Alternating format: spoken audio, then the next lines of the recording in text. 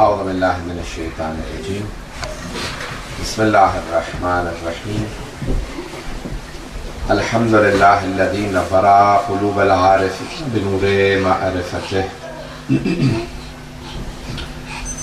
واثبت فؤاد انبیائہ واولیائہ بقصص الانبیاء والمرسلین واکمل ایمان المسلمین والمؤمنین بولایت علی امیر المؤمنین علیہ السلام.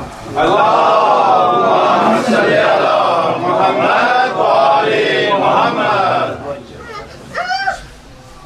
والصلاة والسلام والتحیۃ والاکرام علی افضل الموجودات العابد المؤید والرسول المسدد المصطفى الامجد المحمود الاحمد اعنی ابا القاسم محمد. اللهم صل على محمد وآل محمد وعلى روحه ونفسه وسهره ووصيه سید الاتقیاء والاصفیاء مولا الموالی امام المتقین علی بن ابی طالب. اللهم صل علی محمد وآل محمد وعلى اوصیائه لا سیما بقیت اللہ فی الارضین روحی وارواح العالمین لتراب مقدمہ الفدا واللعنة الدائمة على أعدائهم أجمعين من الآن إلى قيام يوم الدين. أما بعد فقد قال الله الحكيم في كتابه الكريم بسم الله الرحمن الرحيم فما خلقت الإنس والجن إلا ليعبدون صدق الله العلي العظيم. صلوات. اللهم صل على محمد وآل محمد وعجل فرجهم. ایک سورہ فاتحہ کی درخواست ہے حاضرین کے تمام محرومین کے لیے، خصوصاً بانیان مجالس تصور حسین صاحب کے تمام محرومین کے لیے، رانا اقبال اعظم کے تمام محرومین کے لیے، اور کامران نقوی صاحب کے تمام محرومین کے لیے. فاتحہ. بسم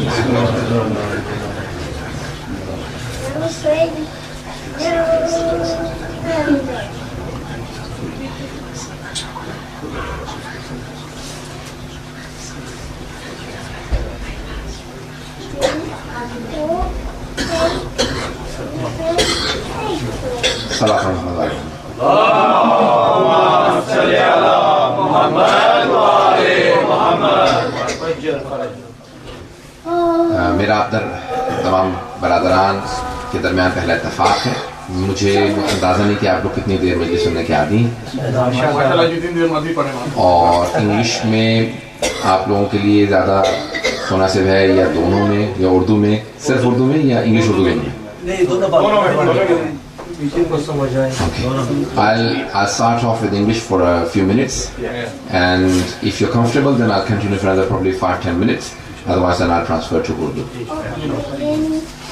Today, the 15th of Jamad al-Ula, according to some traditions, is the ولادت of امام العابدین علیہ الصلوۃ والسلام. اللہم صل علی محمد وآل محمد وعجل فرجہ. The Imam whose name is Ali, and he is Ali ibn al-Hussein, Ali the son of Hussein. And we have a proof from the fourth Imam himself that Imam Hussein alayhi salam named all of his sons Ali. Well, in the court of Yazid himself la'natullahi alayhi asked the fourth Imam, who are you? I thought we killed all men. He said, Ana Ali ibn al-Hussein, I am Ali son of Hussein. He said, but I thought Ali ibn Hussein was killed in Karbala. He said, that was my brother Ali Akbar. Then he said, there are heads of all men, but there is a head of a child. He said, that is my other brother Ali Asghar. He said, did your father not find another name? Why did he name all of his sons Ali? He said, my father used to say, even if I had 100 sons, I would name all of them Ali. You see, Yazid's father, Muawiyah, used to have envy against Imam alayhi salam. He was envious towards Imam Ali. He had jealousy and hatred for Imam alayhi salam. and he did not like hearing the name Ali. And hence Imam Hussain alayhi salam named all of his sons Ali. So when in the court of Muawiyah and Yazid, people ask, who are these people? They will all say Ali, Ali, Ali.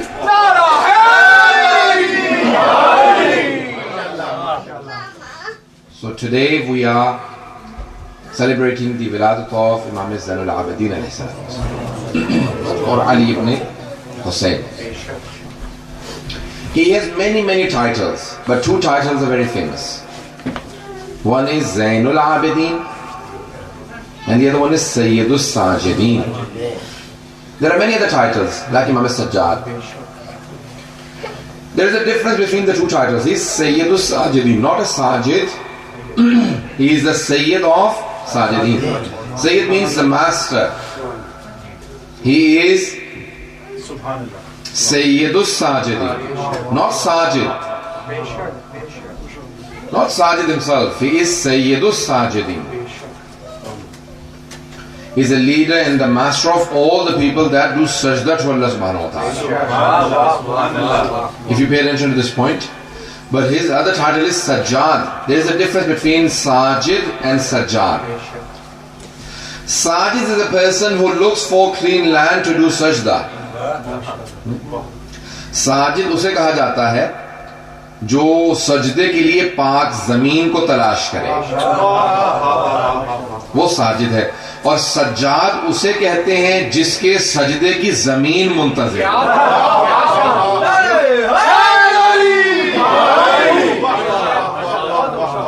And Sajjad is the one for whom the earth waits for his sajda. Subhanallah, Subhanallah. And on the day of judgment, the earth will boast that Sajjad prostrated upon me.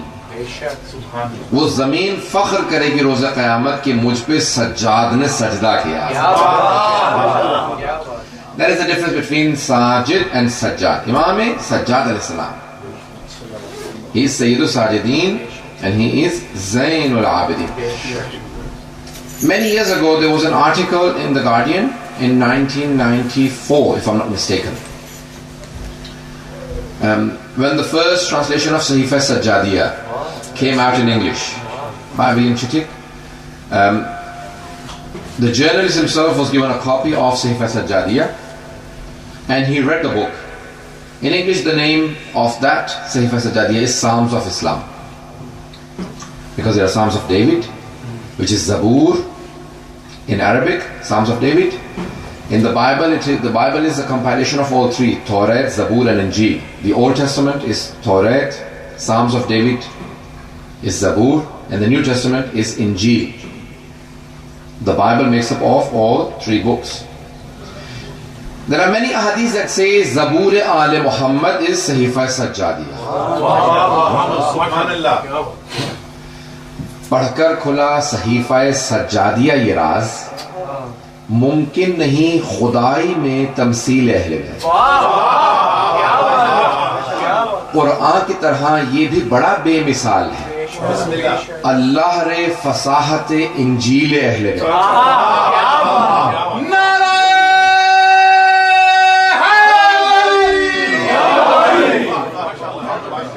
I will not translate that into English due to the time constraint, but this Sahifa Sajjadiyah is known to be Zabur Al Muhammad. Imam Sajjad compiled 60 du'as he performed. You see, why did he say du'as? Paying attention, everyone?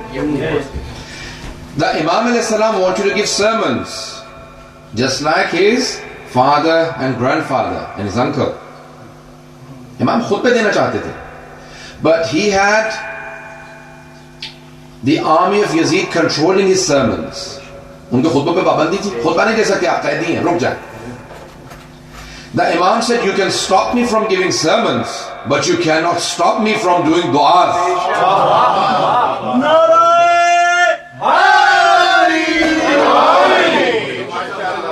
Okay? So they could not stop him from making du'as, and in those du'as he was delivering all the messages. In the dua he was delivering the message. So he would start with the praise of Allah subhanahu wa ta'ala, and then the Holy Prophet and Ahlul Bayt alayhi salam.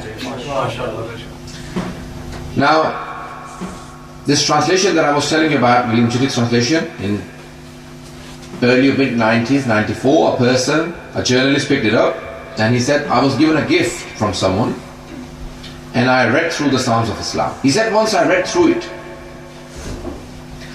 I could not believe that a person amongst Muslims, not today, 14 centuries ago, has conveyed such du'as that even today if you ask any Christian to write about God, could not perform anything like it. He said, I was more amazed when I found out that this person did not sit down and write them. You see, they say that when you want to write something, I write books. I've published 4. And after traveling, it takes me a month to get back into the writing mode.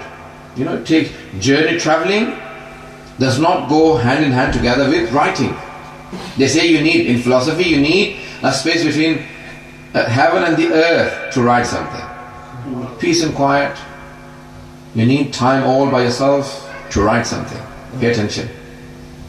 You're hearing it from a writer himself. This person said, I was more amazed when I heard that this person, Imam Sadat al-Islam, did not sit down and write those du'as. He was a prisoner of battle. And while in the streets, he said, while in the streets being lashed by the people, he had the ability and the capacity to say such du'as. قید سلاسل میں ہوتے ہوئے تازیانوں کے سائے میں کسی ایک ایسے شخص کا دماغ اتنا کام کرتا تھا کہ حالات اس کے اعصاب پہ، اس کی نروز پہ اثر انداز نہیں ہو رہے تھے. وہ دعائیں ایسی مانگ رہا تھا کہ جیسے خدا سے مستقیم بات کر رہا.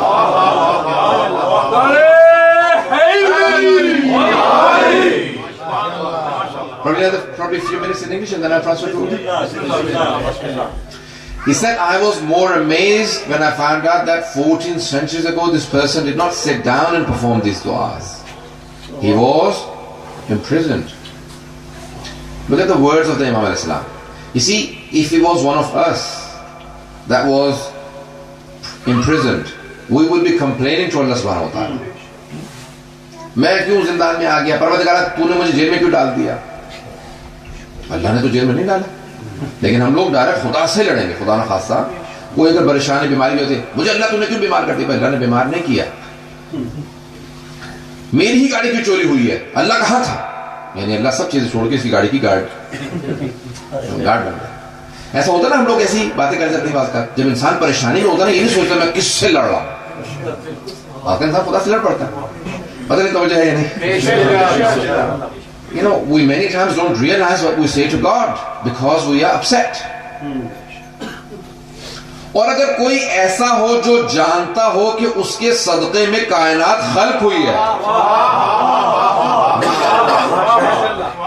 کوئی ہم جیسا گنہگار آدمی نہ ہو بلکہ امام معصوم ہو،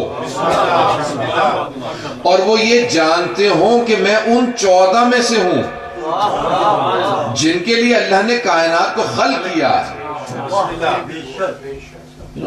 If he was one of the sinful people, then we would understand. But this is one of the 14 infallibles. He knows that this universe was created for his sake. And when he is in prison, he does not complain. He says, Ya Allah, how shall I thank you enough? I ask for time alone with you. پتہ نہیں توجہ ہے یا نہیں؟ امام سجاد کے الفاظ کیا فرماتے ہیں، پروردگارہ میں تیرا کیسے شکر ادا کروں. 7ویں امام کی 4تھے امام کے الفاظ ہیں کہ تیرا کیسے شکر ادا کروں. میں زندان میں ہوں، شکوہ نہیں، شکر کیسے ادا کروں. میں نے تجھ سے تنہائی مانگی تھی.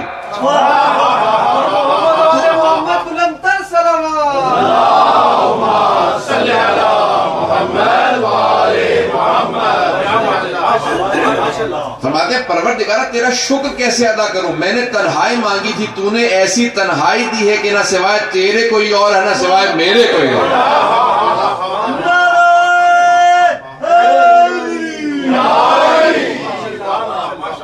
توجہ ہے نا عزیزان گرامی؟ کتنی عجیب و غریب کیفیت ہے عزیزان گرامی.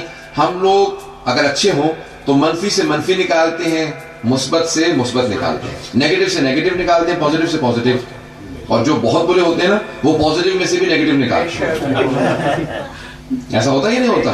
صرف کیڑے نکالنے کی حوصلوں کی عادت ہوتی ہے، ہمیشہ ہر چیز میں سے کیڑے نکالیں گے عزیزان گرامی. لیکن نیگیٹو میں سے پازیٹو نکالنا یہ امام معصوم کا کام ہے کہ جتنی منفی چیزیں اس میں سے بھی پازیٹو نکالنا. یہ نہیں کہتے کہ پروردگار زندان ہے، کھانے کو نہیں ہے، یہاں لائٹ نہیں ہے، میں کھڑا نہیں ہو سکتا.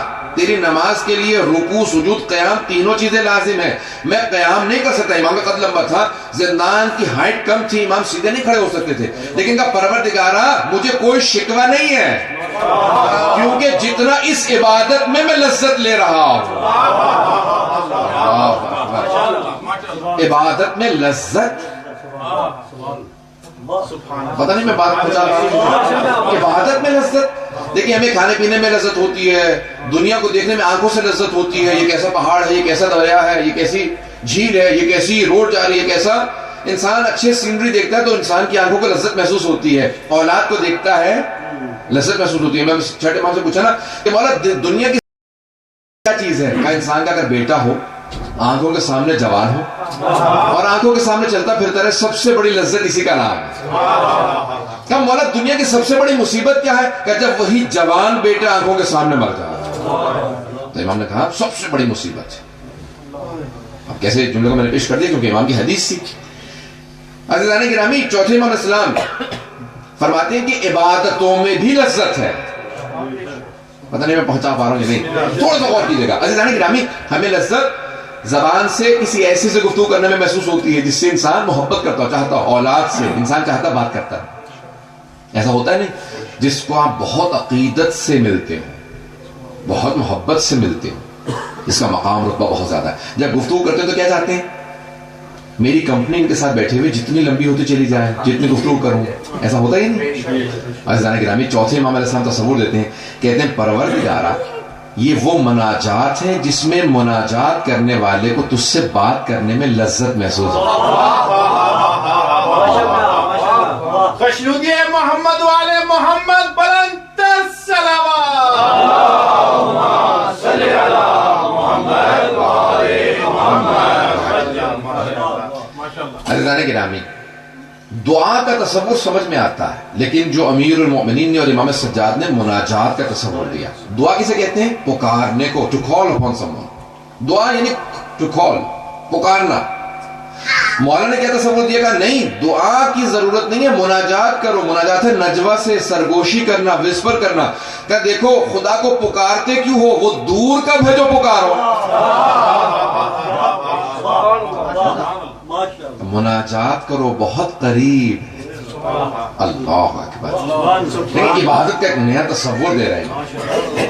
میں نے جو قرآن کی آیت کہا نا کہ وما خلقت الانس والجن الا لیعبدون، میں نے جنوں اور انسانوں کو خلق ہی نہیں کیا. جن والانس الا وما خلقت الجن والانس الا لیعبدون، میں نے جنوں اور انسانوں کو خلق ہی نہیں کیا سوائے ایسے کہ میری عبادت کریں. عزیزان گرامی اب بہت سے لوگ سمجھتے ہیں کہ نماز عبادت ہے، روزہ عبادت ہے، حج عبادت ہے، خمس و زکوٰۃ عبادت ہے، لیکن یہی عبادت نہیں ہے. صرف یہی عبادت نہیں ہے. جب پوچھا امام حسن مجتبیٰ سے یا چھٹے امام سے پوچھا، آپ نے فرمایا، کہا کہ دیکھو جناب ابو ذر غفاری کی کان اکثر عبادت ابی ذر التفکر فی اعلیٰ اللہ. جناب ابو ذر غفاری کی سب سے زیادہ عبادت اللہ کی نشانیوں میں سوچنا تھا. اس کی نشانیوں میں سوچنا، فکر کرنا، یہ بہت بڑی عبادت ہے. انسان سوچ کے خدا سے قریب ہو جائے. التفکر یعنی تفکر ساعت افضل من عبادت 70 سنہ. 1 گھنٹے سوچنا 70 سال کی عبادت سے افضل ہے. میں ایک مثال دے دوں آپ کو. جناب حور 1 رات سوچا 70 سال کی عبادت سے افضل. ایک اور جگہ پہ 70,000 سال کی عبادت سے افضل. وہ تفکر، وہ سوچ، وہ کنٹمپلیشن، وہ پونڈرنگ، وہ سوچ اور تھنکنگ جو انسان کو جہنم سے جنت میں لے جائے، وہ 70 سال نے 70,000 سال کی عبادت سے افضل. ہمیں سوچنا. اب آئیے ذرا دیکھیے امام کی زندگی کے کئی پہلو ہیں. اب آپ لوگ جتنی دیر تک سنیں گے میں اتنی دیر تک پیش کروں گا. اور میں نے ایک علمی موضوع لیا ہے. میں فرسٹ ٹائم آپ کے پاس آیا تھا تو مجھے آپ لوگوں کا اندازہ نہیں تھا کہ آپ لوگ کیا سننا پسند کریں گے.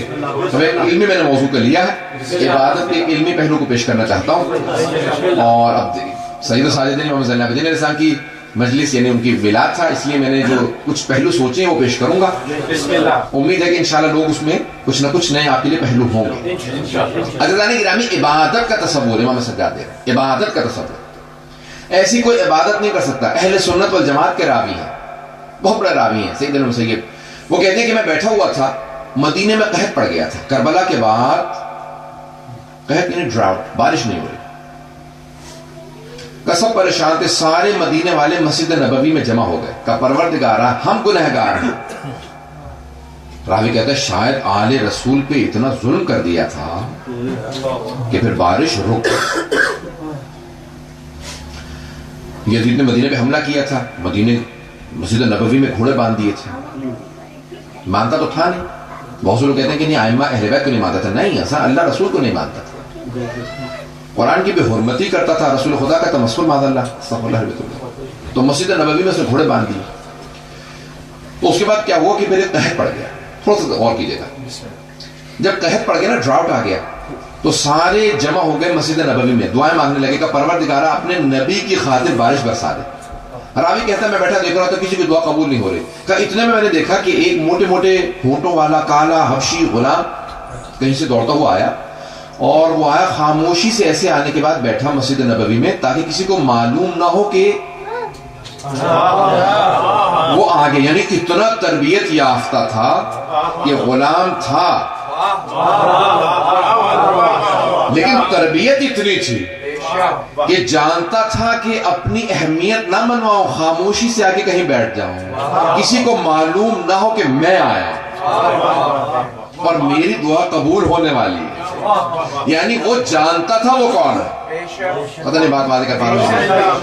He knew who he was. اب آئے ایک مرتبہ راوی کہتا ہے کہ میں نے دیکھا کہ نہیں، بڑی خاموشی سے آ کے بیٹھا، میں اس کے پیچھے جا کے بیٹھ گیا. کہ وہ دیکھ رہا تھا کہ مجھے دیکھ تو نہیں رہا. پھر اپنے ہاتھوں کو بلند کیا کہ پروردگارہ تجھے اس کا واسطہ جس کا میں غلام ہوں.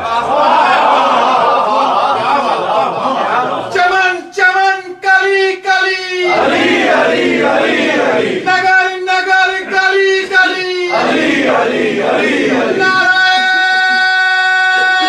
حیدری، مشروطیہ محمد والے محمد بلند تر صلوات. اللہم صلی علی محمد والے محمد.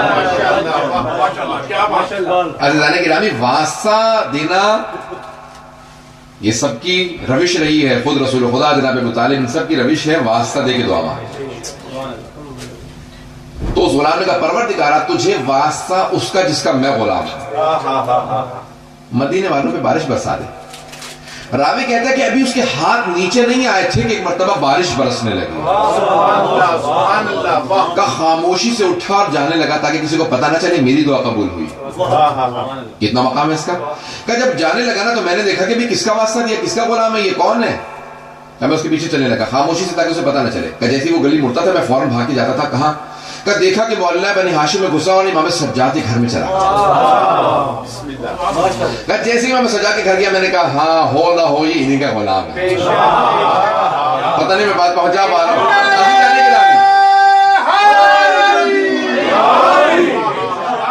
عزیزان گرامی، جس کے غلام ایسے ہوں ان کا اپنا مقام کیا ہوگا. یہ امام سجاد علیہ السلام تھی. کہ اس دن تو بارش تھی، میں چلا گیا. سید المسیب کہ اس دن میں چلا گیا. راوی کہتا ہے میں چلا گیا لیکن چند دنوں بعد واپس آیا. امام سجاد کے دروازے پہ دستک دی. کہ فرزند رسول اگر کچھ مانگو عطا کیجئے گا. کہ جو مانگو کہ عطا کروں گا. کہ مولا آپ کا غلام چاہیے. مولا نے کہا سب غلاموں کو بلاؤ. تاریخ میں سب سے زیادہ غلام خرید کے آزاد امیر المومنین نے کیے. 1000 سے زیادہ غلام آزاد کیے. رسول خدا نے اول اسلام سے کہا غلام آزاد کرنا سب سے بڑا کام ہے، ثواب کا کام. کتنے گناہوں کا کفارہ غلام آزاد کرنا. اسلام میں پہلے دن سے کہا غلاموں کو آزاد کرو، غلام مت بناؤ. غلام خرید کے آزاد کرتے رہو. لوگوں کو آزاد کرنے کا تصور دیا، غلام بنانے کا نہیں. پتہ نہیں بات پہنچا پا رہا ہوں. امیر المومنین نے 1000 سے زیادہ غلام خرید کے آزاد کیے. تاریخ میں سب سے زیادہ غلام امیر المومنین نے. اور اس کے بعد تاریخ میں سب سے زیادہ جو غلام آزاد کیے امام سجاد علیہ السلام. سب سے زیادہ کیا کرتے تھے امام سجاد؟ امام سجاد یہ کام کرتے تھے کہ کثرت سے غلام خریدتے تھے. اب غلام جو ہوتا تھا اس کا کھلانا پلانا، اس کا رکھنا، رہائش، کپڑے وغیرہ سب مالک کی ذمہ داری ہوتی تھی. تو امام غلام خریدتے تھے، تربیت کرتے تھے، ٹریننگ کرتے تھے، آزاد کر دیتے تھے. اور ان کے آزاد کردہ غلام معاشرے کے سب سے افضل مومن ہوتے تھے. جس کے غلام ایسے ہوں وہ امام کیسے ہوں. اب راوی آیا کہا کہ مجھے غلام چاہیے آپ کا. امام نے کہا سب غلاموں کو بلاؤ. سارے غلام آ گئے. کہا کہ آپ کو غلام چاہیے. مولانا نے کہا جس غلام کو کہو گے وہ دے دوں گا. نہیں، وہ جو غلام مجھے چاہیے وہ نہیں. وہ چھپ رہا تھا. امام نے کہا بلاؤ. وہ آئے. کہا یہ غلام چاہیے. امام نے کہا ٹھیک ہے لے جائے. اس غلام نے ہاتھوں کو بلند کیا. کہا پروردگارہ تو جانتا ہے میں نے تجھ سے وعدہ کیا جب تک زندہ رہوں گا سید سجاد کے در پہ رہوں گا، یا تو میرے اس وعدے کو پورا کر دے یا پھر مجھے موت دے. راوی کہتا ہے کہ بس یہ کہنا تھا کہ مجھے موت دے دے. ایک مرتبہ زمین پہ گرا، جب ہلا کے دیکھا مر چکا تھا. کہا میں نے پوچھا مولا سے مولا یہ کون تھا؟ کہا یہ مستجاب الدعوات تھا. عربی میں کہتے ہیں مستجاب الدعوات. دعوات دعا کی جمع ہے، یعنی جس کی ہر دعا قبول ہوتی ہو. نہیں پہنچا پایا. مستجاب جس کی ہر دعا مستجاب ہوتی ہو. The one whose every prayer is accepted, granted to him. جس کی ہر دعا قبول ہوتی ہو اسے مستجاب الدعوات کہتے ہیں. جو غلاموں کو تربیت کر کے مستجاب الدعوات بنا دے اسے زین العابدین کہتے ہیں.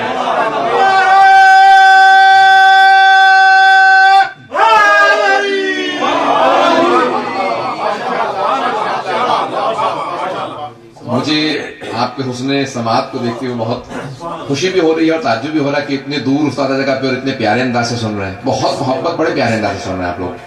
اور مجھے پڑھتے ہوئے محسوس ہو رہا ہے کہ بہرحال ایک علمی موضوع کو لے کے چلا لیکن سب لوگ ساتھ ہیں.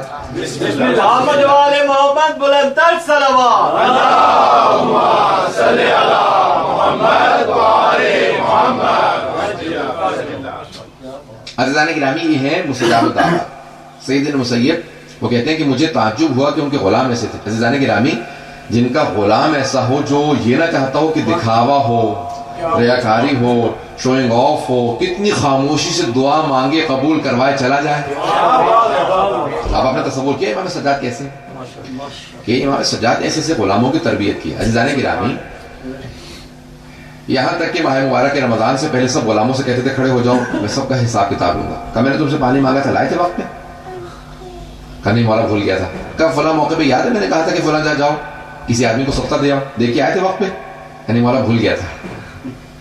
دیکھیے تربیت کر رہے ہیں نا، غلاموں کی تربیت کر رہے ہیں.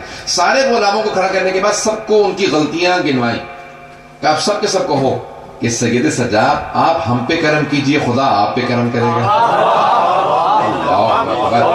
جو نمائندہ الہی ہو، جو جانتا ہو کہ میری وجہ سے سب کچھ ہے کائنات میں، لیکن کیونکہ اپنے غلاموں کی تربیت کر رہے تھے تو کہا دیکھو دوسروں پہ جب کرم کرو تو خدا تم پہ کرم کرتا ہے. سکھا رہے ہیں کس انداز سے، پتہ نہیں بات پہنچا پا رہا ہوں یہاں. ان کو تربیت کرتے ہوئے کہتے ہیں کہا کہ دیکھو یہ کہو کہ پروردگارہ اگر معاف بھی کر رہے ہو نا، کہ پروردگارہ میں نے تیرے ایک بندے کو معاف کیا تو مجھے معاف کر دے.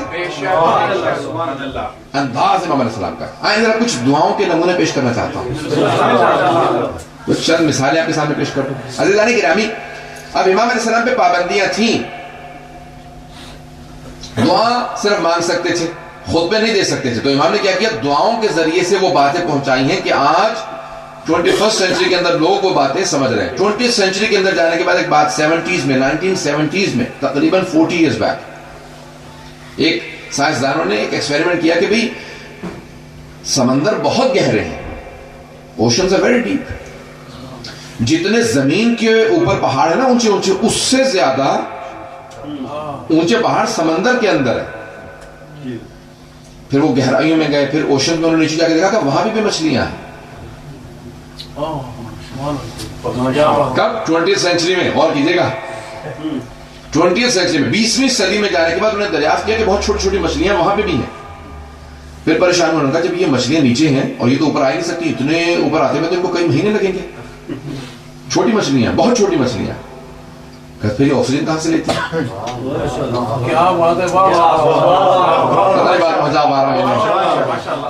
ڈسکوری چینل پہ پورا دیکھ رہا تھا پروگرام. انہوں نے کہا کہ 70s میں آ کے دریافت ہوا کہ یہ اوپر تو آ نہیں سکتی, اگر اوپر آنا چاہیں تو لہروں کا زور اتنا, ویوز اتنی تیز ہے کہ یہ مر جائیں گی, یہ کٹ جائیں گی, ختم ہو جائیں گی, مر جائیں گی.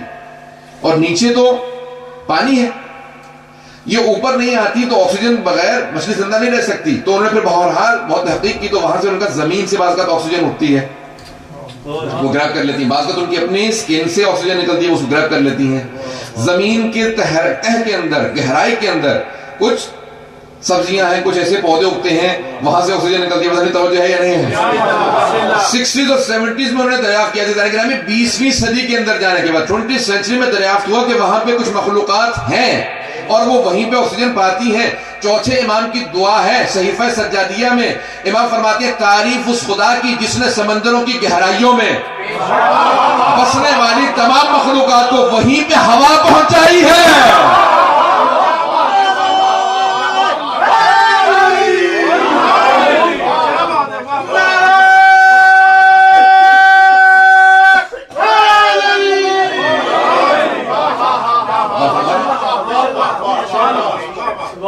تعریف اس خدا کی جس نے سمندروں کی گہرائیوں میں ان تمام مخلوقات کو جو سمندر کی سطح پہ نہیں آ سکتی وہاں پہ آکسیجن پہنچائی. عزیزان گرامی, میں 2002, 3, 4 میں نے مسلسل کیلیفورنیا میں 4-5 سال ماہ رمضان 30 دن پڑھتا تھا. ماہ رمضان میں ہر رات لیکچر ہوتا تھا, تو اس میں مختلف کمیونٹیز کے لوگ ہوتے تھے, عراقی, ایرانی, پاکستانی, انڈین, سب کے سب جو ہماری پوری ڈیوائڈڈ کمیونٹی وہاں پہ تھی. انگلش میں لیکچر ہوتا تھا. میں مجلس پڑھ رہا تھا تو ایک سائنٹسٹ سے وہاں پہ, اس نے مجھ سے کہا, عراقی سائنٹسٹ نے کہا, مولانا یہ جو دعا آپ نے پڑھی ہے کہ تعریف اس خدا کی, چوتھے امام علیہ السلام کی دعا ہے صحیفہ سجادیہ میں, تعریف اس خدا کی, praise be to the Lord who knows the weight of the light, پتہ نہیں توجہ, جو نور کے وزن کو بھی جانتا ہے اور ظلمت کے یعنی تاریکی کے وزن کو بھی جانتا ہے, who knows the weight of light and darkness. تاکہ باقاعدہ امریکہ کے اندر ایک آلہ ہے, جیسے ٹول اسکیل ہے, جس کے اوپر نور کے وزن کو, لائٹ کے وزن کو ماپا جا سکتا ہے, معلوم کیا جا سکتا ہے. لیکن ابھی تک امریکنز بھی دریافت نہیں کر سکے کہ ڈارکنس کے وزن کو کیسے ماپا جائے. عزیزان گرامی, معصوم اسے کہا جاتا ہے جو 1400 سال پہلے جو بات کہہ جائے 1400 سال بعد سائنس ترقی کرنے کے بعد دریافت کرے. جب انوینشنز ہوں تب جا کے معلوم ہو سائنس پیچھے ہے, امام بہت آگے. خوشنودی محمد والے محمد بلندر صلوات. صلی اللہ محمد والے محمد. عزیزان گرامی, اگر امام کی دعاؤں کو دیکھیں آپ, صرف دعاؤں کو جو صحیفہ سجادیہ کے اندر ہے, کہ ان دعاؤں سے امام نے کیا کیا پیغام پہنچایا. آج دنیا دم بخود ہے. ایک خاتون مجھ سے کہنے لگی, بہت بڑی خاتون تھی, کہا کہ میرے 7 بچے ہیں اور میں بیوہ ہو چکی ہوں, بچوں کی بات کر آپس میں لڑائی ہوتی ہے, مجھ سے بحث کرتے ہیں. تو کہا بہت زیادہ پریشان ہو جاتی ہوں, ایک مرتبہ کمرہ بند کرتی ہوں اور جا کے امام سجاد کی دعا ہے کہ جب اولاد کی طرف سے پریشان ہو تو اس دعا کو پڑھ لو. کہا بچوں کو نہیں بتاتی, فوراً جاتی ہوں, وضو کرتی ہوں, دروازہ بند کرتی ہوں, فوراً اس دعا کو پڑھنے لگتی ہوں. جب باہر آتی ہوں سب بچے کہتے ہیں آپ اندر جا کے جادو کرتی ہیں, کیا کرتی ہیں؟ یہ ہمارے دماغ سب کے ٹھنڈے ہو جاتے ہیں. امام نے کہا کہ جادو سے بالاتر ایک چیز ہمارے پاس ہے, میجک کی ضرورت ہی نہیں ہے, ہمارے پاس دعا جیسا اسلحہ موجود ہے. علیکم بالصلاح الانبیاء, رسول اللہ کی حدیث ہے نا, keep the weapons of the prophets and the messengers. They said, Ya Rasulullah, what is that weapon? He said, dua. A dua, that is the weapon of all the messengers and prophets. Imam Sajjad al-Islam کی دعا انسان کو بے انتہا مقرب بنا دیتی ہے. عزیزان گرامی یہ دعائیں ان کی عادت ڈالیے. عزیزان گرامی انسان جب دعا مانگتا ہے نا تو دیکھیں دعا ایک فلسفہ ہے کیسا اس کا پیش کرنا چاہتا ہوں. انسان مانگتا اس سے ہے جس کو معلوم نہ ہو کہ میری ضرورت کیا ہے. مانگتا تو انسان اسی سے ہے نا جس کو معلوم نہ ہو کہ بھی ضرورت کیا, بھی یہ ضرورت ہے وہ مت دیجیے یہ دیجیے. یہ کہے کہ نہیں جو دیا ہے نا میں بتاتا ہوں مجھے زیادہ ضرورت کس چیز کی ہے. مجھے جو آپ دے رہے ہیں اس کی ضرورت نہیں ہے, اس چیز کی ضرورت ہے. جو انسان کی ضرورت کو صحیح نہ سمجھتا ہو انسان اس سے مانگتا ہے. آیا یہ دونوں چیزیں خدا پہ سوچنا جائز ہے؟ نہیں. خدا جانتا ہے کہ ہمارے لیے بہتر کیا ہے, خدا جانتا ہے ہماری ضرورت کیا ہے. اس کے باوجود بھی اس نے خود سے کہہ دیا ادعونی استجب لکم, مانگو تو صحیح میں عطا کروں گا. اب جب اس نے خود سے کہہ دیا مانگو میں عطا کرنے والا ہوں تو عزیزان گرامی امام سجاد نے کہا دیکھو مانگنے کا طریقہ میں بتاؤں گا. مولا کیسے مانگے گا؟ اللہم صلی علی محمد وعلی محمد, اس سے دعا کو شروع کرنا. اب دیکھیں معصوم کیا فرماتے ہیں, چوتھے امام کے الفاظ کو دیکھیے, دعائے مکارم الاخلاق اور مقامات پہ امام فرماتے ہیں جب دعا مانگنے لگو تو شروع کرو محمد وعلی محمد پہ درود سے اور اس کو ختم کرو محمد وعلی محمد پہ درود سے. صلاۃ علی محمد وعلی محمد.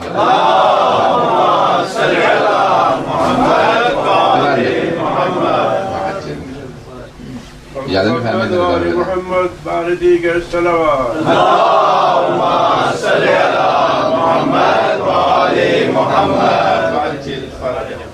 تو امام نے فرمایا کہ دعا جب شروع کرو تو اس سے پہلے بھی صلوات پڑھو اور اس کے آخر میں بھی صلوات پڑھو. کیوں؟ کہا کہ دیکھو صلوات اور درود کسی بھی حالت میں رد نہیں ہے, ہر حالت میں قبول ہے. دلیل کیا ہے کہ ان اللہ وملائکتہ یصلون علی النبی یا ایھا الذین آمنوا صلوا علیہ وسلموا تسلیما. اللہم صلی علی محمد وعلی محمد. یا کہ خدا اور اس کے ملائکہ رسول خدا پر درود بھیجتے ہیں. عزیزان گرامی جس عبادت میں خود خدا شریک ہو وہ دعا کبھی رد نہیں ہو سکتی.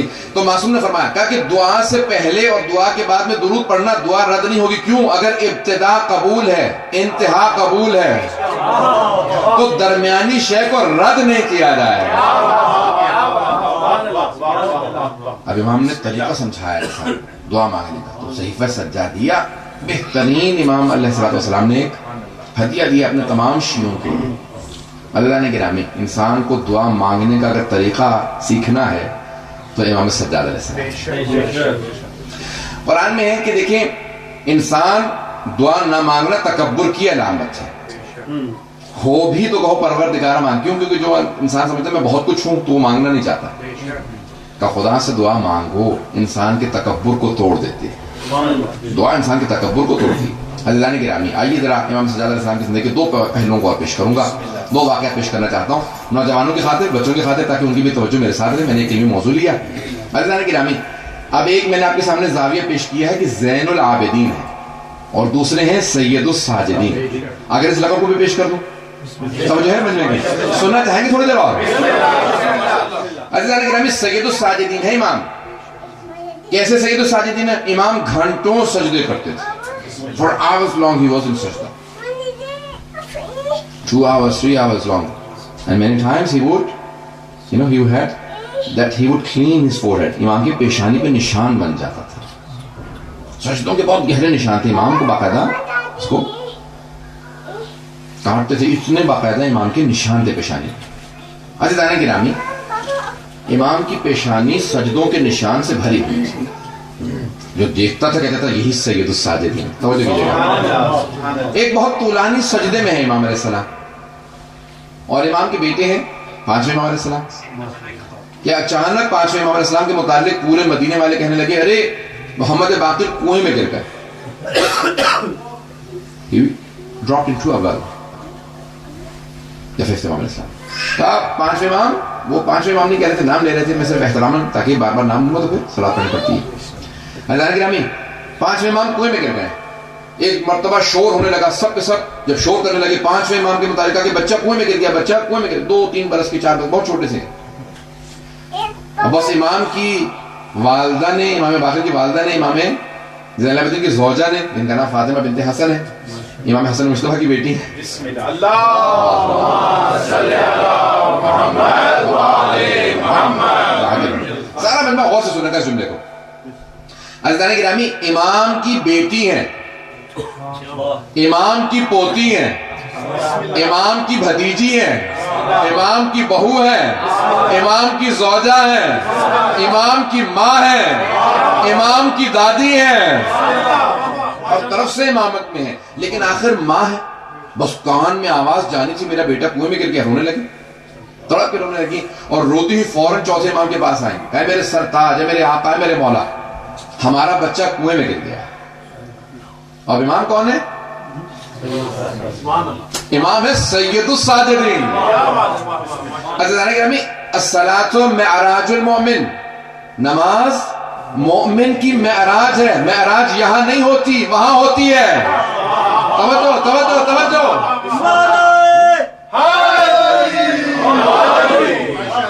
معراج کہاں ہوتی ہے؟ معراج کسے کہا جاتا ہے؟ اسینشن کو کہتے ہیں نا معراج. تو معراج یہاں نہیں وہاں ہوتی ہے. عزیزان گرامی، نماز کی معراج سجدہ، اور سجدے کی معراج سید الساجدین کا سجدہ. عزیزان گرامی، چوتھے امام سجدے میں ہیں، آپ کی زوجہ رو رہی ہیں، امام کا سجدہ طولانی تر ہوتا چلا جا رہا ہے، طولانی تر ہوتا چلا جا رہا ہے. He is prolonging his sajda. When he comes out of the sajda, he says, what happened? کیا بات ہے، آپ کیوں اتنا رو رہی ہیں؟ کہ آپ کو آواز نہیں آ رہی تھی؟ امام نے کہا کہ آپ نے غور فرمایا نا، میرے پیغمبر نے، میرے جد نے، ہمارے جد نے فرمایا ہے کہ یہ وہاں ہوتا ہے سجدہ. میرا جسم یہاں ہے، میں یہاں نہیں ہوں، تو میرے کان میں آواز نہیں آتی جب میں خدا کی بارگاہ میں ہوتا ہوں. تو روتے روتے کہنے لگی، آپ کی زوجہ نے فرمایا ہمارا بچہ کنویں میں گر گیا ہے. کہا آرام کیجئے، پریشانی کی بات نہیں، بس امام کا کہنا تھا. کہ آپ کی زوجہ نے فوراً آنسو صاف کر لی. کیوں؟ جان کی چھین یہ ضامن ہے، جان کی تھی یہ ضامین ہے، حجت خدا ہے، امام وقت ہے. امام چلنے لگے. اب میں اپنے الفاظ میں پیش کروں گا. امام کا چلنا تھا، زمین قدم کے بوسے دینے لگی، آسمان سر پہ سایہ کرنے لگا، کائنات سے لبیک کی آوازیں آنے لگی، ہر انسان راستہ دینے لگا. امام کا چہرے سے نور آ رہا تھا. ہر طرف سے لوگ ہٹنے لگے. کہا کہ مولا آپ کا بیٹا کنویں میں گر گیا. امام نے کہا ہٹو. راستہ تو ایک مرتبہ آواز دی. کہا کہ پانی میری امانت کو لوٹا دے. سارے مدینے والوں نے دیکھا کہ پانی ابھرنے لگا. امام نے فوراً اپنے بیٹے کو پانی سے اٹھایا. سب نے گواہی دی کہ محمد باقر پانی کے اندر نہیں، اوپر بیٹھے تھے.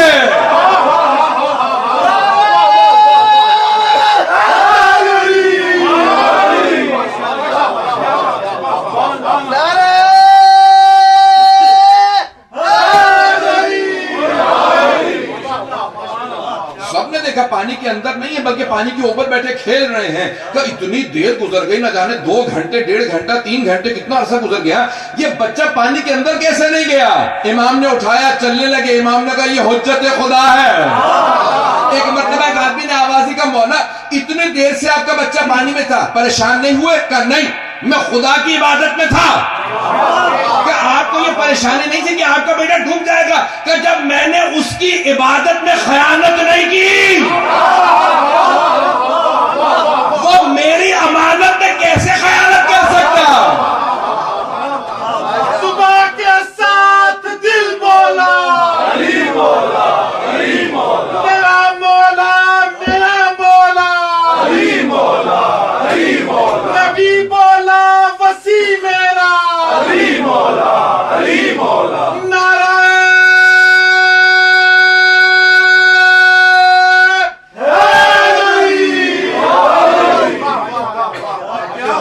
مولانا صاحب کی دراز عمر کے لیے بلند تر سلامات. اللہم صلی علی محمد و آل محمد. ماشاءاللہ.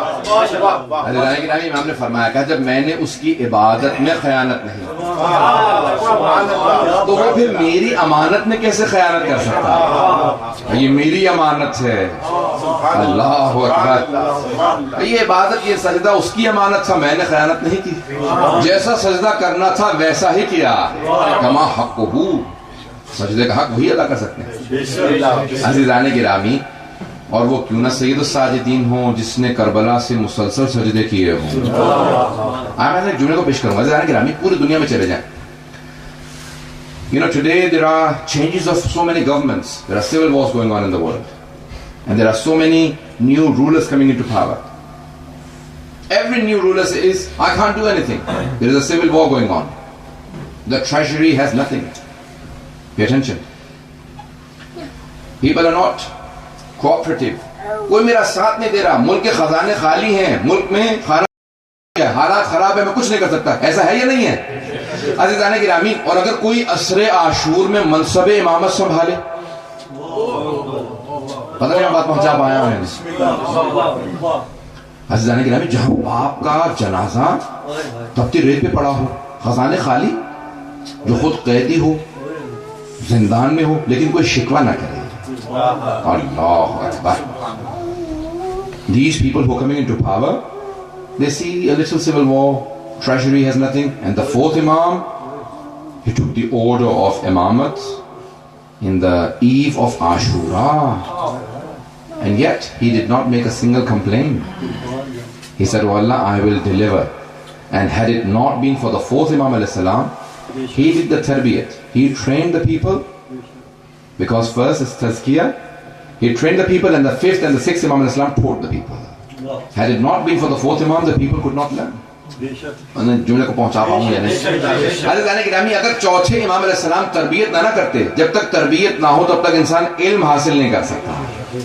جب تک تزکیہ نفس نہ کرے. تو چوتھے امام نے ایک ایسی بنیاد رکھی کہ پانچویں اور چھٹے امام علیہ السلام نے علوم آل محمد کو معاقل العلوم بنے اور ہم جعفری کہلائے.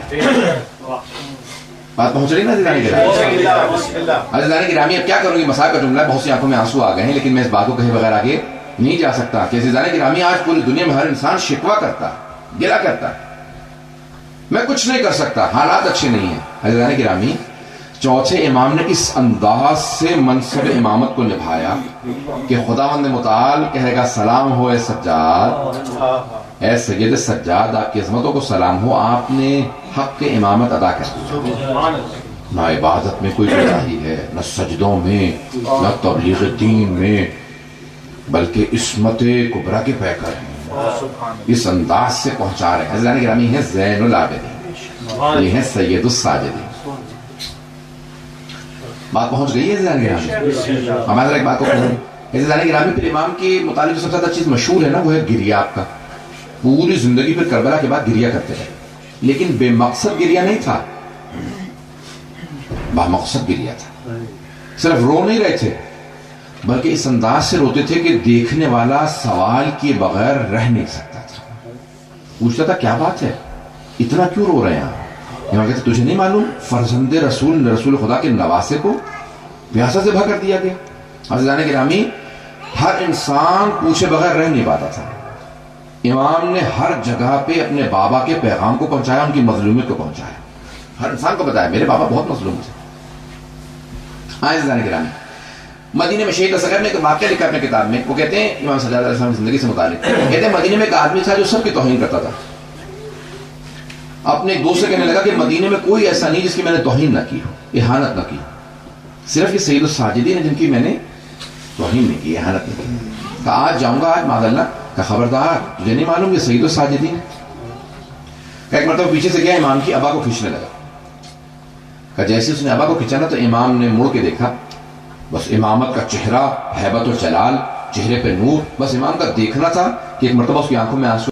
امام نے آیت کی تلاوت کی، ان لنا یوما یخسر فیہ المبطلون، ایک دن ایسا آنے والا ہے جس میں بطلان کار، برا کام کرنے والے بڑے خسارے میں ہوں گے، نقصان میں ہوں گے. رونے لگا. کہا مولا میری توبہ قبول ہو سکتی ہے؟ مولا نے کہا تو توبہ کی ضمانت دے، دوبارہ گناہ نہیں کرے گا، میں ضمانت دیتا ہوں تیرے سارے گناہ معاف. اللہ گرامی، اس کے بعد پھر بہت بڑا عابد و زاہد بنا، سارے گناہوں کو چھوڑ دیا. ہم ایسے کو سید الساجدین زین العابدین مانتے ہیں. عزیزان گرامی، چند جملوں کو پیش کروں گا، تھوڑا سا میرے ساتھ توجہ رکھیے، کیونکہ بنا بر روایت جو ہیں وہ جناب سید صلی اللہ علیہ کی ایام شہادت، صرف ایک جملے کو پیش کرنا چاہتا ہوں، اس کے بعد میں تمام کر دوں گا. پھر اس کے بعد آخر میں اگر کوئی سوالات ہوں گے سوالوں کے جواب دوں گا. عزیزان گرامی پوری زندگی گریا کرتے رہے. جو سوال کرتا تھا نا کہ کیا بات ہے مولا آپ کیوں گریا کر رہے ہیں, تو امام فوراً جواب دیتے تھے قتل ابن رسول اللہ عطشان, فرزند رسول کو, نواز رسول کو پیاسا ذبح کر دیا گیا. یہاں تک کہ پھر پوری زندگی جب اپنے بابا کے سر کو دیکھا نا امام نے, پھر پوری زندگی کبھی بھی جو سر کا گوشت تھا وہ نہیں کھایا, پھر پوری زندگی سر کا گوشت نہیں کھایا. کسی بکرے کو بھی دیکھتے تھے فوراً تڑپ کے رونے لگتے تھے. یہاں تک کہ مدینے میں بات پھیل گئی تھی کہ جب امام سجاد گھر سے نکلتے ہیں تو سارے جو قصابی تھے, قصابی جتنے بچر تھے, وہ اپنے پشتوں پہ اپنے جانوروں پہ کپڑا ڈال دیتے تھے, چھپا دیتے تھے کہیں چوتھے امام کی نگاہ نہ پڑ جائے. جب بھی دیکھتے تھے گوشت کو تڑپ کے رونے لگتے تھے. یہاں تک کہ ایک قصائی مرتبہ مشغول تھا, کام کر رہا تھا, نہیں رک سکا, تو امام گزرتے ہوئے اچانک رکے اور رونے لگے. کہا میں کچھ سوال کرنا چاہتا ہوں. کہا بولا مجھے معافی عطا کیجیے گا, معاف کر دیجیے گا, میں بھول گیا تھا آپ کے آنے کا وقت ہو گیا. امام نے کہا کہ میں کچھ سوال کروں, جواب دے گا؟ کہا فرمائیے. میرا پہلا سوال یہ ہے, جب تو اس جانور کو ذبح کرنے لگا تھا تو نے اسے پانی پلا دیا تھا؟ کہا فرزند رسول ہم بغیر پانی پلائے ذبح نہیں کرتے. امام رونے لگے. پھر امام نے دوسرا سوال کیا, کہا جب تو اس کو ذبح کرنے لگا تھا تو نے خنجر کو تیز کر لیا تھا؟ کہا مولا ہم پہلے خنجر تیز کرتے ہیں پھر بعد میں ذبح کرتے ہیں. امام نے کہا میرا تیسرا سوال, جب تو اسے ذبح کرنے لگا تھا کوئی دوسرا جانور دیکھ تو نہیں رہا تھا؟ کہا نہیں, ہم چھپا کے ذبح کرتے ہیں. پھر امام نے فوراً کربلا کا رخ کیا اور تڑپ کے رونے لگے. کہا بابا وہ جو کربلا میں آئے تھے وہ کیسے مسلمان تھے؟ بابا نہ انہوں نے آپ کو پانی پلایا, نہ خنجر کو تیز کیا, میری پھپھی کھڑی دیکھ رہی تھی, میری پھپھی سے چھپایا نہیں بابا. حیرانی گرامی, میں امام سجاد علیہ السلام کی کیونکہ زندگی سب سے زیادہ گریا کرنے والے امام, اس لیے میں نے چند جملے پیش کیے. آئے ذرا بھائی, آنکھوں میں جب آنسو ہوتے ہیں نا تو دعا رد نہیں ہوتی. جب آنکھ میں آنسو ہو تو دعا قبول ہوتی ہے. سب ہاتھوں کو بلند کیجئے گا, میں دعا کرواؤں گا. پروردگارا ہم سب کو 12ویں امام کا ظہور دیکھنا نصیب فرما. پروردگارا جہاں جہاں مومنین بسے ہوئے ان کے سب کی جان, مال, عزت, آبرو کی حفاظت فرما. عراق کے حالات خراب ہیں, بحرین کے, شام کے, پاکستان کے, سب مومنین کی حفاظت فرما. پروردگارا جہاں جہاں شین حیدر قرار ہیں سب کی جان, مال, عزت, آبرو کی حفاظت فرما. ہمارے مقامات مقدسہ کی حفاظت فرما. پروردگارا نجف و کربلا کی, کاظمین کی, سامرہ کی, بلد کی اور شام کے تمام روضوں کی حفاظت فرما. پروردگارا حکومت اسلامی کی حفاظت فرما. اور پروردگارا جتنے بھی ہمارے مومنین جہاں جہاں بسے ہیں سب کی حفاظت فرما. جو مومنین یہاں موجود ہیں سب کی دعائیں مستجاب فرما, کسی کو خالی ہاتھ نہ لوٹا. پروردگارا ایک واسطہ پیش کریں گے. پروردگارا امام سجاد علیہ السلام ہم لوگ عبادت کرتے ہیں نا تو اس کے لیے بھی جانواز بچھا لیتے ہیں, اس کے لیے بھی صدقہ رکھتے ہیں, اس کے لیے ہم کوشش کرتے ہیں کہ ہمارے لیے کوئی آرام دہ جگہ ہو.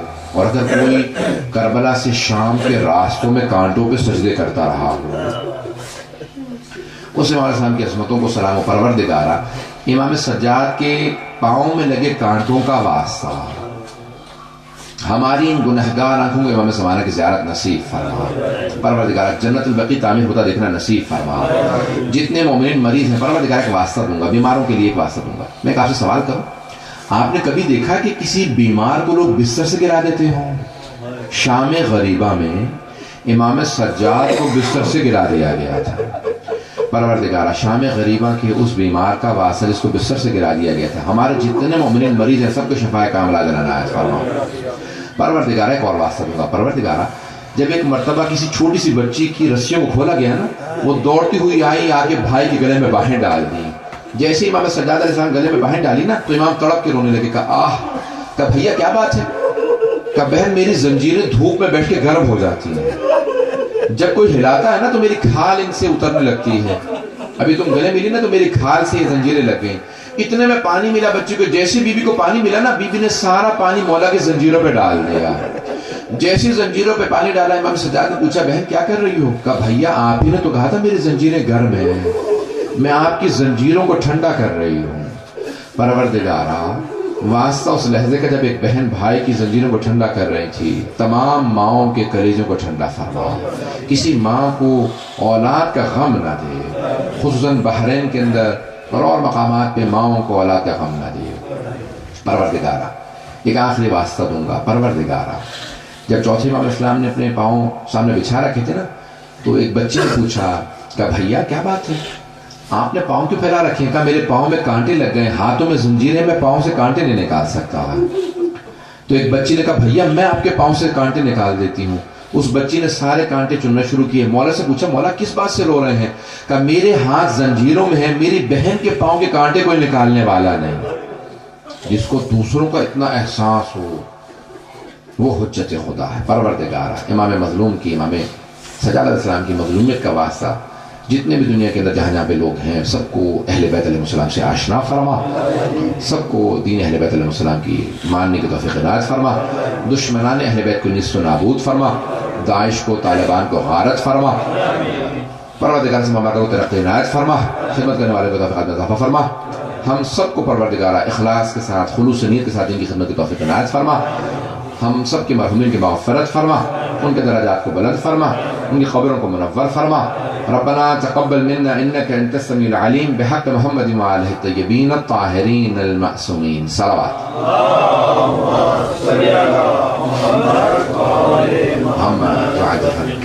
اگر سوالات ہوں گے is there any questions and inshallah we'll answer them. ہم ختم کرنے والے تھے لیکن اگر سوالات ہیں is there any questions؟ اگر سوالات ہوں گے نماز شب کے متعلق پوچھ رہے ہیں کہ نماز شب میں اکثر میرا روٹین ایسا ہے کہ میں 2-3 بجے تک جاگتا ہوں، کوشش کرتا ہوں فجر اٹھنے کی کہ میں 2-3 بجے سونے سے پہلے نماز شب پڑھ کے سو سکتا ہوں۔ نماز شب آدھی رات کے بعد کبھی بھی پڑھ سکتے ہیں، نصف شب کے بعد، مڈ نائٹ کے بعد کبھی بھی نماز شب پڑھ سکتے ہیں، اور اگر عشاء کے بعد بھی چاہیں تو پڑھ سکتے ہیں، لیکن آدھی رات کے بعد سے فجر سے پہلے کبھی بھی پڑھ سکتے ہیں، اور دا کلوزر ٹو فجر دا بیٹر، جتنی بھی فجر سے قریب تر پڑھیں اتنا بہتر، ثواب زیادہ ہے، لیکن آدھی رات کے بعد کبھی بھی پڑھ سکتے ہیں، ویسے عشاء کے بعد بھی پڑھ سکتے ہیں۔ اور کچھ سوال ہے؟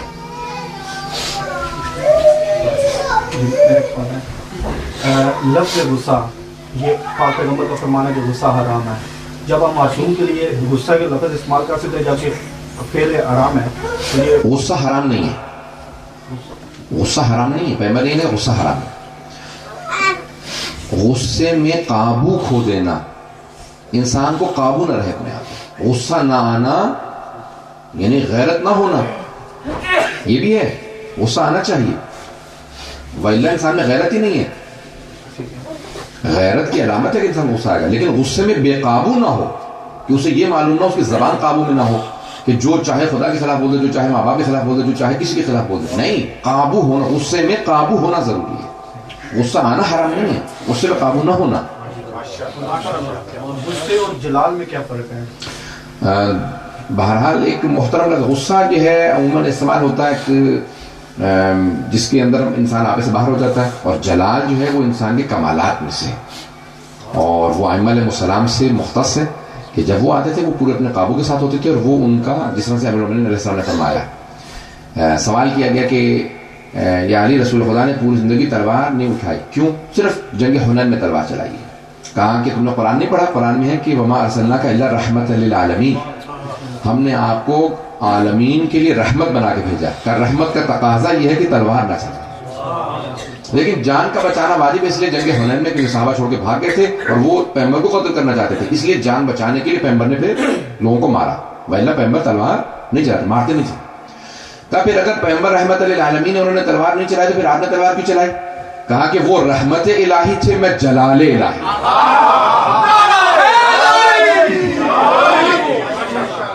آپ کے سوال کا جواب ہو گیا، وہ جلال الہی، غصے میں جلال میں فرق ہے، جلال صرف اللہ کے لیے ہے، معصومین علیہ السلام۔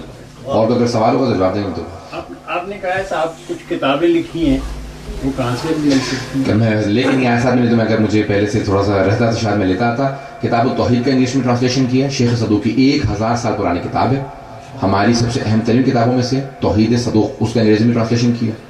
پرنسپلز آف فیتھ انگریزی کے اندر جناب فاطمہ زہرا کی زندگی کے اوپر کتاب کا ترجمہ کیا ہے، لندن میں ہے میرے پاس، انشاءاللہ اگر نیکسٹ ٹائم میں آؤں گا تو میں لیتا ہوں گا، نہیں تو میں پوسٹ کروا دوں گا کسی سے، حاجی سے میرا صحیفہ سجادیہ کا آپ ذرا نام دوبارہ بتا دیں۔ صحیفہ سجادیہ کی کئی ٹرانسلیشن ہیں، there are many translations of Sahifa سجادیہ in English. The first and the most famous translation is by William Chittick. William Chittick کا ترجمہ ہے سامز آف اسلام کے نام سے، اس کے علاوہ بہت لوگوں نے ترجمہ کیا، کافی ایرانینز اینڈ پاکستان، نہیں میں نے ترجمہ نہیں کیا کیونکہ اس کے آلریڈی 7 یا 8 ٹرانسلیشنز موجود ہیں انگلش میں، 5 سے زیادہ ٹرانسلیشنز ہیں. تو امریکہ سے بھی کچھ لوگوں نے there are a number of translations of the Psalms of Islam Sahifa سجادیہ in English. And all of them are good, but William Chittick's is Shakespeare English. تو اس نے شیکسپیئر کی زبان میں ترجمہ کیا ہے بڑی محنت کر کے. دعائے کمیل کا صحیفہ سجادیہ, دعائے مشلول, یہ اس نے ترجمہ کیے ہیں, اور یہ ترجمے پڑھنے سے تعلق رکھتے ہیں جو ان کی انگلش اچھی ہو, لیکن سادہ ترجمے بھی موجود ہیں صحیفہ سجادیہ کے. جو لٹریچر سے شوق رکھتے ہیں وہ پھر ولیم چٹک کا ترجمہ پڑھیں. جن کو لٹریچر کا شوق نہیں ہے وہ سادہ ترجمہ پڑھیں کسی وقت. اور اگر کوئی سوال ہو, ایک آخری سوال لے لیں گے. What's my favorite dua? Our ulama all have said that the best dua that we have, Allama Majlisi, Sheikh Abbas Qumi, Imam Khomeini, all three have said that the best dua that we, the Shias, have, something that we have, none of the other Muslims have. 2 things we have, other than Quran, Nahj al-Balagha, Sayfa Sajjadiyya. 2 things we have that none of the other Muslims have: ziyarat and du'as. زیارتیں اور دعائیں جتنی ہمارے پاس ہیں کسی کے پاس نہیں. Now the best dua according to Allama Majlisi, Sheikh Abbas Qumi and Imam Khomeini is dua kumail. The best dua is dua kumail. My favorite is Ya Sari' ar-Rida. وہ اللہ جو بہت جلدی راضی ہو جاتا ہے. اللہ ناراض بہت دیر سے ہوتا ہے, راضی بہت جلدی ہو جاتا ہے. مومن کے لیے بھی بعض احادیث میں کہ مومن بھی ایسے ہی ہوتا ہے, ناراض بہت دیر سے ہوتا ہے, راضی بڑی جلدی ہو جاتا ہے. مومن بھی ناراض بڑی مشکل سے ہوتا ہے اور راضی بڑی جلدی. تو اللہ یا سریع الرضا اغفر لمن لا یملک الا الدعاء. Also like many of the du'as, but after taqimat, subhana man la ya'tadi ala ahli mamlakati. For memory, this is the best dua. According to Zanjani, I asked him a short dua for hafiza, for memory. After every namaz, if you read this dua, I can write it inshallah. This is probably I've been reciting for over 20 years after every namaz. If there are any questions, otherwise we'll call it a night.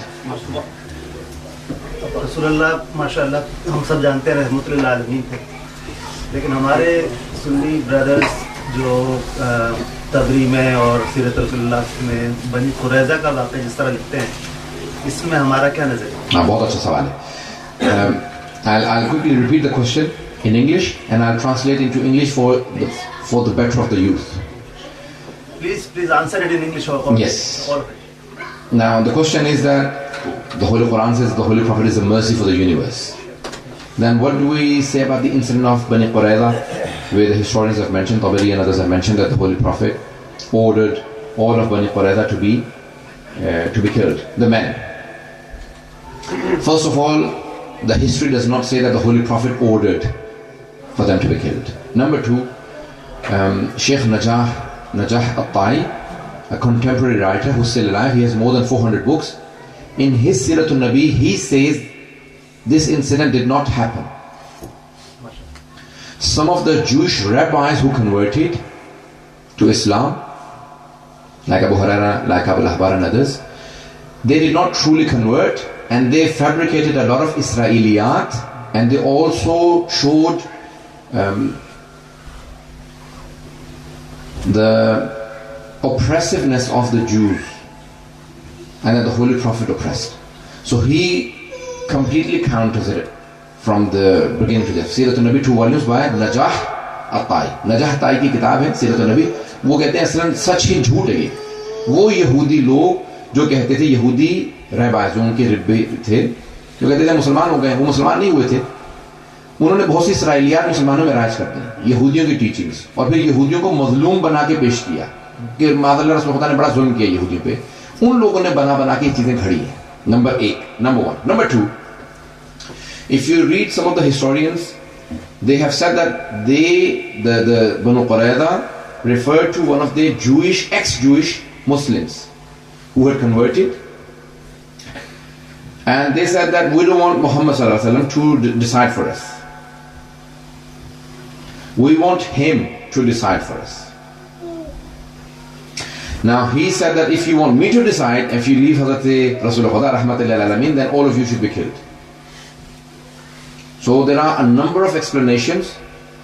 There are 3 incidents for the Holy Prophet, for which the Holy Prophet said, I disapprove of this. One is by Khalid ibn Walid, who went and killed a group of people And the Holy Prophet said, Allahumma inni bari min al-Khalid. Oh Allah, I take your refuge from Khalid. This was not my doing. It is without my approval. I disapprove.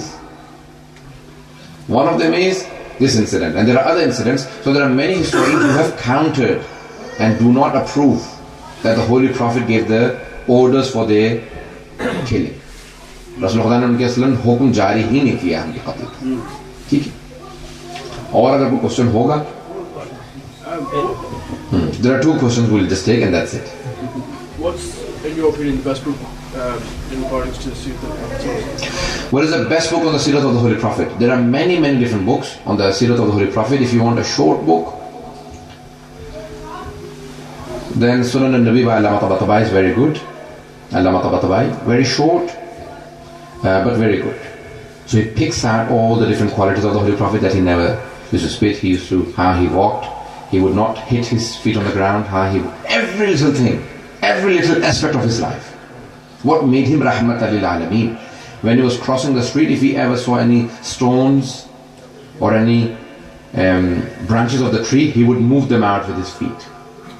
Little things about the Holy Prophet, he's covered in there. And if you want a detail, there is a 35-volume set by Sahih min Sirat al-Nabi al-Azam by Atala Sayyid Jafar Murtada Amili. Sayyid Jafar Murtada Amili has a 35-volume set on the life of the Holy Prophet, Sahih min Sirat al-Nabi al-Azam. If you want a lengthy one, then that book, and a short one by Allama Tabatabai, Sunan al-Nabi. आजकल 2 तरह की ideology इसको मैं सुनता हूँ लोगों से. एक तो ये कि इमाम ज़माना एक चीज़ ज़बूर के हवाले से वो कहते हैं कि ज़बूर के हवाले से आप कुछ नहीं कर सकते, और जो दूसरे आइडियोलॉजी सुनता हूँ कहते हैं कि आपको रास्ता हमवार करना है, सबको मिलकर रास्ता हमवार करना है. तो इसमें से कौन सी सही है? और अगर तो वाकई ये है कि अगर हमें ही कुछ करना है, स्पेशली जिस जगह हम हैं, तो वो हमें क्या करना है? Okay. Question everyone understands. He's saying that there are 2 ideologies amongst the Shias. One says that we need to pave the way for the Prophet Muhammad Islam. We need to prepare the grounds that he comes. And the other one says that we have nothing to do with the Prophet Muhammad. Okay. You know, when you invite a guest to the house, मैं English में जवाब देता हूँ, सब बेहतर है कि बच्चों के लिए इसमें. Now you invite a guest to your house. And you say, okay, when the guest comes, then we will prepare the food, we'll clean up, and we'll do everything. Or when you invite the guest and you know the time, then you start preparing. जब आप एक दावत दे देते हैं ना, तो फिर आप कहते हैं भी हमें तैयारी करनी चाहिए क्योंकि कोई आने वाला है. और कुछ लोग ऐसे होते हैं जब आएगा देखी जाएगी. तो ये अच्छा मेजबान नहीं है. मेजबान अच्छा वो होता है जो मेहमान के आने की तैयारी है. A good host is the one who prepares for the guest who is coming. Always a good host will always clean up, will prepare, everything should be prepared. Now we have so many ahadith from the Imam Muslim and one from the 12th Imam. He said, no one will delay in my coming except for my own Shias. मेरे ज़ुहूर की ताजील में कोई रुकावट नहीं होगा सिवाय मेरे अपने शियों के. जिस दिन तुम तैयार हो जाओगे उस दिन मैं आ जाऊंगा. का मौला क्या करें? का आपस के इख्तलाफात बंद कर दो, मैं आ जाऊंगा. जब तक तुम आपस में लड़ते रहोगे मुझसे कहोगे आ जाओ, जब तुम खुद आपस में लड़ रहे हो मुझे क्यों बुला रहे? So leave out your own disputes. The biggest delay of my coming are my own Shias. When they are fighting amongst themselves, then they expect me to come. Who will I come for?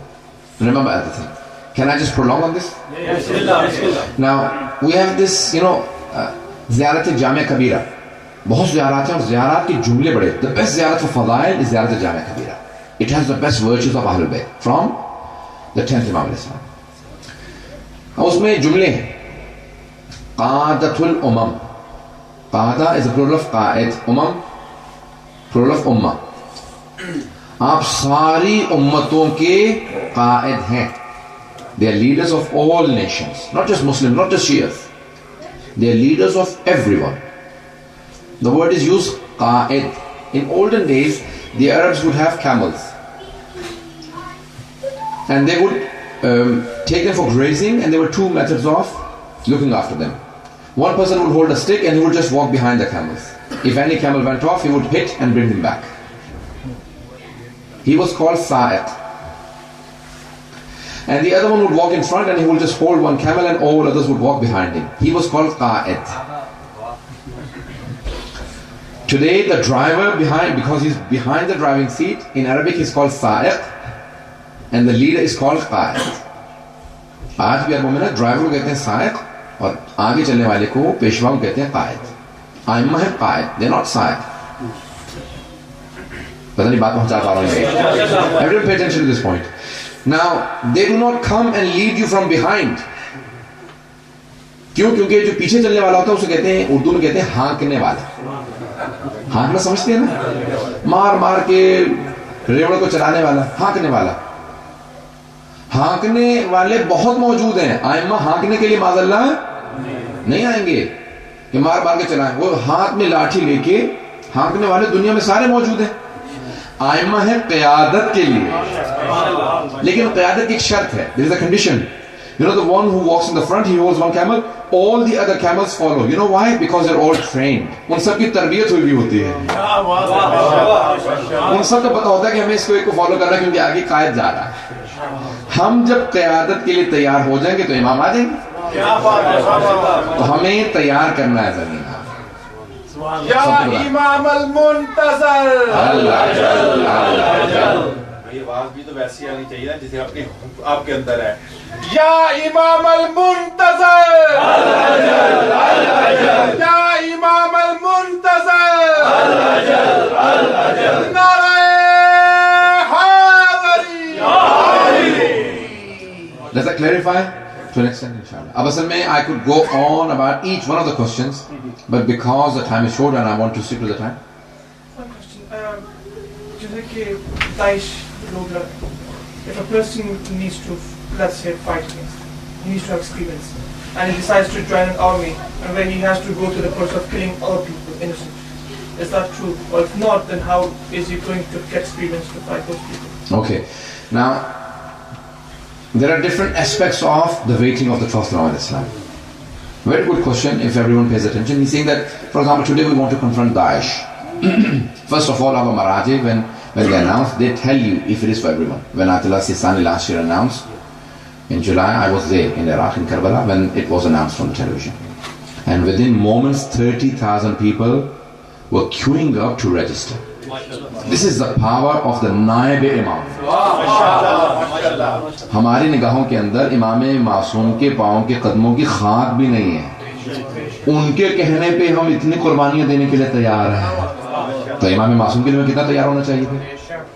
Okay, 30,000 people, and within the next 1 week, over 100,000 people have come out to register. Now, a few 100,000 people came. Now, people started buying tickets in London and said that, you know, we all want to go to Iraq. And Atullah Sistani straight away announced that it is not for the people who are outside. Now, number one, the Imam al-Islam's army, there are alhamdulillah many Muslim countries, many Shia countries, many people with training. So, he will have an army and there will be enough of those. Number two, he would need people in all walks of life. You're all in the army of the Imam al-Islam, one in IT, one in engineering. In all different fields, the Shias should be the best. Okay? The follower of the Prophet Muhammad Islam has a responsibility of learning and providing and distributing the knowledge. The Imam Islam will, and our Marajis and the leadership will tell you the responsibilities and duties. In these countries, our duty and responsibility is to learn, to acquire knowledge, to become businessmen, to become knowledgeable, and to distribute that, to spread that. और दूसरों तक पैगाम पहुंचाएं and take this message to other people. I promise you that most of our neighbors will have a complaint against us on the Day of Judgment that none of these people ever delivered the message of the 12th Imam to us. I still remember in 93, 94, a friend of mine who converted, he became a Muslim, he said, you know what, if I had died, you were in the same college, I would have held your collar on the Day of Judgment and said, oh Allah, he was in the same college but he never once told me about Ahlul Bayt. And that's what, pushed me towards learning more, going to home. And we are all responsible for not delivering the message to others. So we must learn good enough ourselves and then deliver to the other wider community. And I promise you, there is more acceptability in Europe and in North America than any of the Muslim countries. They do not have the true teachings of Ahlul Bayt. had they the true teachings, if we had only 5 people like Salman, Abu Dhar, Miqdad, Ammar, Malik, Ashtar, the entire Newcastle would convert within the next 5 minutes. Within the next 5 years. Within the next 5 years they would convert everyone, because they would live up to the standards of Ahlul Bayt. वो अपने किरदार से साबित करते हैं. हम लोगों के किरदार को देखने के बाद लोग दूर हो जाते हैं. हम अपने किरदार से लोगों को करीब करें Ahlul Bayt के. Most of the people that have converted to Islam, if you ask them, they have no research. Most of the people, no research, no background study. It's only and only the good conduct of Muslims that has impressed them and have brought them to Islam. I was in a hospital and this lady came, elderly woman, her knee had gone through surgery. She came and she said, can I shake hands with you? I was in my dress. So usually with my Abba I shake hands, and I did not have my Abba, I just had my Abba. I said, I'm sorry, I can't shake hands. She said, no, it's okay. I was in the hospital for my knee surgery, and this lady had this thing, she couldn't say hijab. She couldn't say scarf. She said this lady was covered, and every day she would cut an apple for me and bring it to me. So I said, why did you do that? She said, because my father is here, and our scholars have told us that the neighbors have a right. You are my father's neighbor in the hospital. And she said, that day I decided to shake hands with the Muslim scholar because they've preached the true religion. It is our akhlaq that impresses. The Holy Prophet's akhlaq brought everyone to Islam. So good conduct. But the teaching is up to the Western bit, obviously, but the Middle East, Iraq, Syria and Bahrain, those people that know it were still suffering, and the masjid still wouldn't help them in normal deed, practically it wouldn't help them. So how would you go and confront those people without any experience or anything? Well, at the moment the Iraqi government has taken up arms against the Daesh, and they're fighting, and also there are other nations that are helping them. So all of those people who are taking the front line, they have to have training. They don't just take anyone in. They train them and then they send them to the front line. In Bahrain, it is not possible at the moment. Unfortunately, Bahrain had more than 90% of the population was Shia population, but over the time, the Saudis had more influence, and they did not go forward and take the government in their own hands. And now they're oppressing. Wherever there are Shias in government, Shias in power, they would not oppress. Everyone has the right to practice their own religion. Even non-Muslims have a full right. Go to Iran, you'll have Jews and Christians and Zoroastrians practicing their own religion. Not only just Sunnis who are allowed to have a Muslim, but whenever the extremist groups come into power, they always suffocate all other peoples, including Shias. So it's not just Shias suffering, it's others as well suffering. So obviously there are responsibilities and duties, and obviously it will take time before Bahrain comes out of the mode it is in. It will take another probably 4 or 5 years minimum, if things carry on as they are. If there is a massive change in the Saudi regime or in America, then it may happen earlier. But before, with the present situation in Saudi Arabia, I don't think there will be a change in Bahrain very quickly. We don't want to criticize things too much. Okay. Okay. सब मिलके दुआएं मांगो ज़माना पड़ेंगे. बिस्मिल्लाहिर्रहमानिर्रहीम.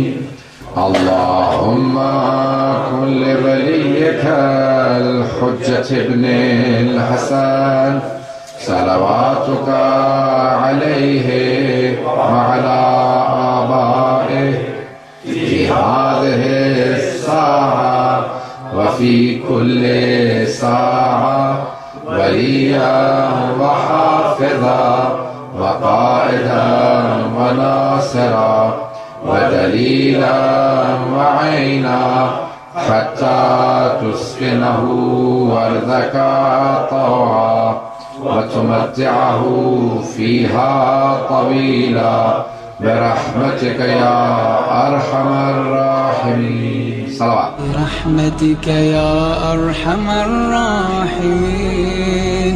وصلى الله على محمد وآله الطاهرين.